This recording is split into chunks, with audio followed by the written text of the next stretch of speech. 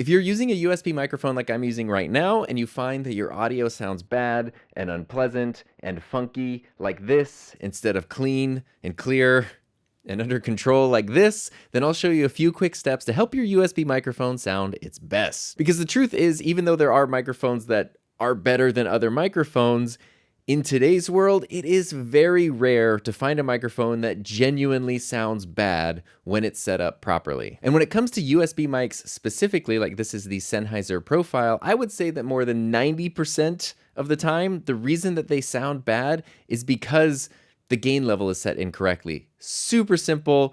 Barely an inconvenience to fix. If you're using a microphone that has a gain dial built into it, like this one right here, the Sennheiser Profile that I talked about, this is the easiest way, obviously, to set your gain. This top button right here is my gain dial. If I start by just putting that at around the 10 or 11 o'clock position, that doesn't just apply to this microphone, that's any microphone with a gain dial. Start with it at the 10 or 11 o'clock position, and then adjust the gain up or down until you get the level and the clarity that you want for your voice. In this case, I ended up at about the 12 o'clock or just a little bit past the 12 o'clock position to get audio that sounds good without being distorted or clipped. Now, if you're using a microphone that does not have its own gain dial, because not all of them do, or you are using one with a gain dial, you feel like you have it adjusted properly, but it's still not sounding good, it still doesn't sound the way that you want to, then we need to go into your computer's sound settings. So I'm using Mac OS, but this is such a basic setting. You can do it on Windows or whatever too, so it might look a little different, but if you go into your sound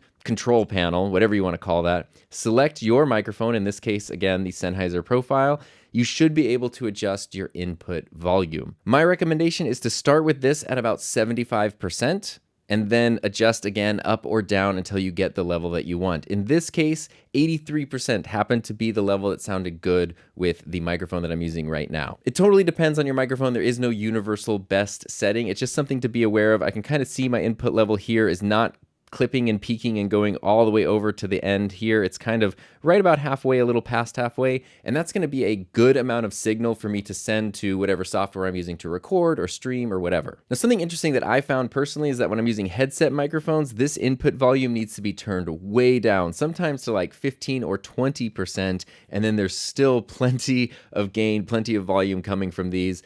I don't know if that's just the headsets that I have or if that applies to all of them, but it's just, again, an example of how different microphones can be. The last thing to look out for when it comes to input levels with your microphone is the software that you're using the microphone with. So whether that's streaming software or video call software like Zoom or Teams or even something like Discord or something, a lot of apps have their own built-in audio input adjustments. So the same thing applies here. Here are the Zoom settings, for example. I have input volume for my microphone, and I want to start with this at about 75%, and that's probably going to keep things sounding pretty good. But this is why so many people have problems with USB microphones, is because they often don't realize that they're simultaneously dealing with physical controls on the mic, computer input levels, and then specific input levels for different apps. So sometimes you have 2 or 3 different like gain controls all working together or sometimes against each other to create the final sound, which sometimes if one of those is just thrown off a little bit, people feel like, my USB microphone sounds terrible and it's awful. But I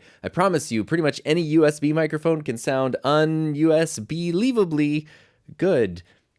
Like I said, though, that will fix about 90% of bad sounding microphones. If you do all that and you still notice that your microphone doesn't sound right or doesn't sound great, there's a really good chance then that it's not being positioned properly.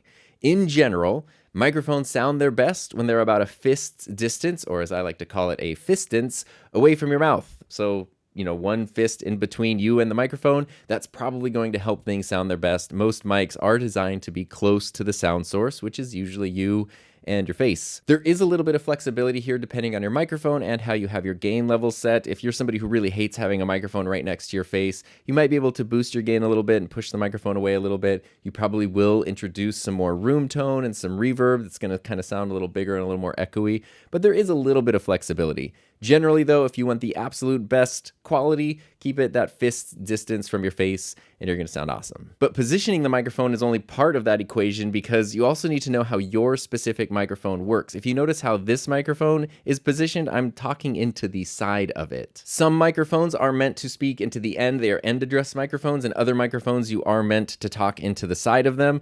That's very important to know. If you have a side address microphone, but you're talking into the end of it, it's going to sound really funky. If If you have a side address microphone like this Rode NT1 right here, and you talk into the wrong side of it, it's also going to sound funky. So it's very important to make sure that you know how your specific microphone works, what kind of microphone it is, what side or end you need to speak into, and then how you can position that so that you're speaking into the correct part of the microphone. And some microphones even have pickup pattern selection options. So something like this, the Blue Yeti, which oftentimes people think of as a terrible sounding microphone. The number of times I've seen people talk into the end of a Blue Yeti, this is not an end address microphone, it's a side address microphone. And you actually need to talk into the side with the blue logo on it. Even though it's a silver logo, it's a logo that says blue.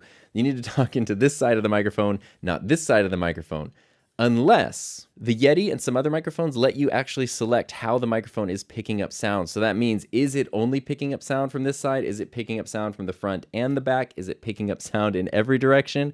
Very important to know if your microphone has that option, that you're using the correct option. Most of the time, if you're just recording yourself, just one single person, you want to use the cardioid pickup option, which is usually depicted like this right here. It kind of looks like a bean. It's sort of a little lopsided shape, maybe like a tiny little swimming pool. But sometimes you can really mess things up by using other options. If I have this on the option that's a circle, that's the omnidirectional pickup pattern. So that means it's picking up sound from every direction. So even if I have this microphone positioned where I want it and I'm talking into the correct side of it, because it's now set to pick up sound in every direction, that means it's picking up sound from every direction. It's going to get air conditioners, it's going to get other noise, it's going to get street sound, window sound, all that kind of stuff is going to happen just because I have the wrong pickup pattern selected. So if I switch that to the cardioid pickup pattern, then it would just pick me up and sound significantly better. So a lot of times, especially with something like the Yeti, which is a very accessible microphone that has a bunch of different options, you find people speaking into these improperly,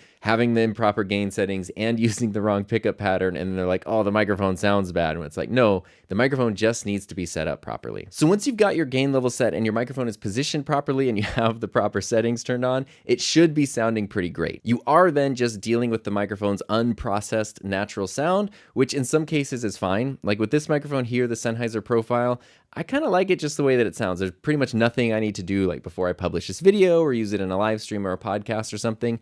Other microphones kind of benefit a lot more from adding EQ and processing. So if you want to take things even further by adding a little bit of EQ and processing, I do have an entire separate video that covers 3 simple steps to help your sound sound its best in any audio or video editing application.